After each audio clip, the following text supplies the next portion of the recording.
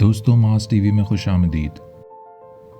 جب حضرت شیخ الہند رحمۃ اللہ علیہ ہندوستان کی تحریک آزادی کا ساتھ دینے کے سبب مالٹا میں نظر بند تھے تو وہاں پہ ایک انگریز کمانڈر جس کا کورٹ مارشل ہوا تھا موجود تھا۔ تو ایک روز شیخ الہند نے اس سے پوچھا، آخر آپ لوگ ہماری خلافت کے پیچھے کیوں پڑے ہیں جبکہ آپ لوگ خود کہتے ہیں کہ یہ ایک کمزور خلافت ہے، تو آپ کو اس خلافت سے آخر کیا خطرہ ہے؟ تو اس انگریز جنرل نے جواب دیا کہ مولانا آپ کا سوال اتنا بھی بھولا نہیں ہے جتنی سادگی سے آپ پوچھ رہے ہیں۔ یہ بات ہم بھی جانتے ہیں اور آپ بھی کہ کہیں خلافت عثمانیہ کی طرف سے جہاد کا اعلان ہو گیا تو پورا عالم اسلام سے مسلمان اپنے سروں پہ کفن باندھ کر نکل آئیں گے اور سارا کا سارا یورپ ان دو الفاظ خلافت اور جہاد سے کانپتا ہے۔ اسی لیے تمام یورپ ان دو لفظ کی طاقت کو ختم کرنا چاہتا تھا۔ اسی لیے برطانیہ نے اپنے ایک جاسوس کو عربوں کا خیر خواہ بنا کر اس طرح داخل کیا کہ یہ ان کو خبر ہوئے بغیر اکساتا رہا کہ تم لوگوں میں ذرا غیرت نہیں ہے کہ تمہارے گھر پر کوئی غیر عرب حکومت کرے۔ اس وجہ سے سعودیوں نے خلافت عثمانیہ سے بغاوت شروع کر دی اور موجودہ سلطان نے یہ سوچ کر کہ اللہ کے گھر میں خون خرابہ نہ ہو، مکہ کو سعودیوں کے حوالے کر دیا۔ 1 نومبر 1922 کو وہ رات تھی جس کے بعد مسلمانوں کے اتحاد کی طاقت نے کوئی صبح نہ دیکھی۔ 1299 سے 1922 تک ترکی سلطنت عثمانیہ کا مرکز رہا، جو آج کے موجودہ دور کے الجیریا، تونیزیا، لیبیا، مصر، سعودی عرب، یمن، کویت، عراق، اردن، اسرائیل، فلسطین، لبنان، شام، ترکی، یونان، بلغاریہ، البانیہ، رومانیہ، مقدونیہ، سربیا، کوسوو اور ہنگری پر مشتمل تھی۔ یہ سلطنت 3 براعظم پر پھیلی ہوئی تھی۔ 1923 میں پہلی جنگ عظیم کے بعد، جس میں ترکی کو شکست کا سامنا کرنا پڑا، خلافت عثمانیہ کی مخالف فوجیں، جن میں جرمنی، فرانس اور برطانیہ شامل تھے، انہوں نے جنگ بند کرنے کے شرط کے طور پر ترکی سے زبردستی ایک معاہدہ کیا جسے معاہدہ لوزان کا نام دیا، جس کی مدت 100 سال تھی۔ اس معاہدے پر دستخط کرنے والا ترکی کا فوجی جنرل مصطفی کمال اتاتürk تھا، جس نے استنبول کے گورنر کو حکم دیا کہ کل صبح تک خلیفہ عبدالمجید ثانی ترکی چھوڑ چکے ہوں۔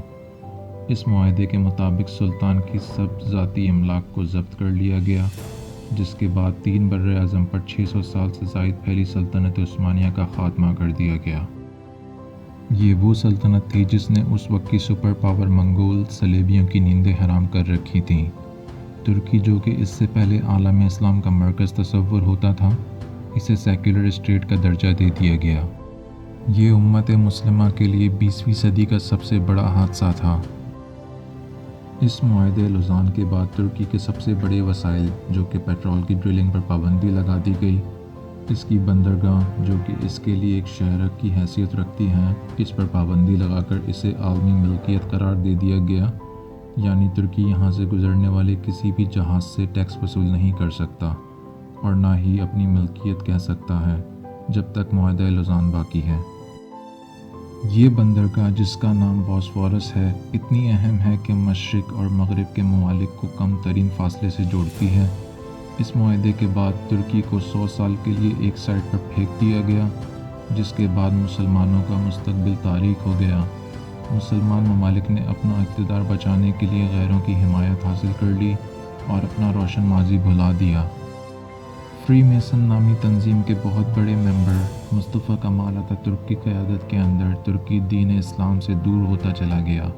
اس نے اپنی خود کی پالیسیز بنائیں جسے کمیونزم کا نام دیا گیا، اور اس پر برطانوی سیکرٹری خارجہ لارڈ کرزون نے کہا تھا کہ ترکی کے ہاتھ پاؤں اس طرح سے باندھ دیے گئے ہیں کہ یہ دوبارہ اپنی کھوئی ہوئی عظمت کو بحال نہیں کر پائے گا، کیونکہ ہم نے اس کی روحانی طاقت یعنی مذہب کو ختم کر دیا ہے۔ اور پھر تاریخ نے دیکھا کہ اس کے بعد امت مسلمہ کی وہ حالت ہوئی کہ کوئی چھوٹا بچہ اپنے والد کے سائے سے محروم ہو جاتا ہے۔ خلافت ختم کر کے 40 ملک بنے، جن کو اپنا الگ آئین، قانون، جھنڈا دے کر تقسیم کر دیا گیا، جس کے بعد کفار نے مسلمان ممالک پہ حملے کرنا شروع کر دیے اور مسلمان اپنی بقا کی جنگ کے لیے اکیلے رہ گئے۔ کوئی بھی ان کے سر پر ہاتھ رکھنے والا اب باقی نہیں تھا۔ دوستوں، وقت اپنی مخصوص رفتار کے ساتھ چلتا رہا اور پھر امت کو اللہ نے طیب اردگان جیسا امت مسلمہ کا درد رکھنے والا لیڈر دیا، جس نے کمال سمجھداری سے فوج اور عدلیہ کے ٹکراؤ کے بغیر سیکولر ترکی کو ایک بار پھر اسلامی ترقی کی طرف گامزن کا سفر شروع کر دیا ہے۔ اور معاہدہ لوزان کی مدت 2023 میں ختم ہونے والی ہے، اور جو وقت قریب آ رہا ہے تو اسلام کے مخالف قوتوں کی نیند میں خلل آنے لگا ہے۔